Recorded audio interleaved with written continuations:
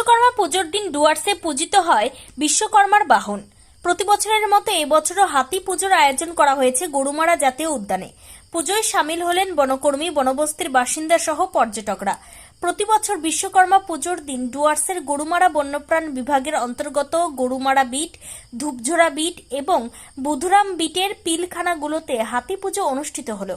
বন দপ্তরের উদ্যোগে বুধবার ডুয়ার্সের গরুমারা বন্যপ্রাণ শাখার অন্তর্গত 3টি বিটে মোট 29টি কুনকি হাতিকে পুজো করা হয়। ডুয়ার্সের দক্ষিণ ধূপঝোড়া এলিফ্যান্ট ক্যাম্পে জেনি, হিরালি, শিলাবতী, মাধুরী সহ বন দপ্তরের মোট 10টি পোষ্য কুনকি হাতিদের মালা পরিয়ে সাজিয়ে পুজো করলেন মাহুত ও বনকর্মীরা। পিলখানাগুলোতে পুজোর পাশাপাশি আয়োজন করা হয়েছিল স্পেশাল মেনুরও। আর সেই পুজো দেখতে ভিড় জমিয়েছিলেন গ্রামবাসী এবং পর্যটক। তো বিশ্বকর্মা পুজোর দিনে আমরা হাতি পুজো করে থাকি। বিশ্বকর্মা বাহন হাতি, সেই জন্য আমরা কিন্তু বিশ্বকর্মা পুজোর দিনে হাতি পুজো করে থাকি। তো আমরা গরুমারা যে ন্যাশনাল পার্কের অধীনস্থ যতগুলো হাতি আছে, আমাদের পোষা হাতি, তো সব হাতিদের আছে পুজো করা হয়।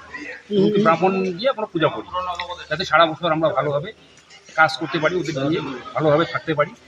আর ওদেরও আমাদের পরিবারের একজন সদস্য হিসেবে আমরা মনে করে আমরা আজকের দিনে ওদের পুজো করি এবং পুজো শেষে আমরা বিশেষ করে খাওয়ার ব্যবস্থা করি হাতিদের।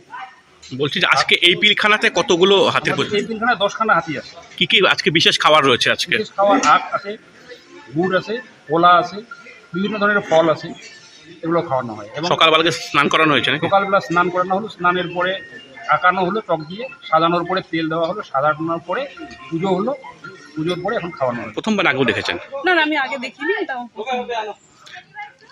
কেমন এক্সপিরিয়েন্সটা কেমন? তো খুব ভালো লাগছে, মানে খুব এক্সাইটেড।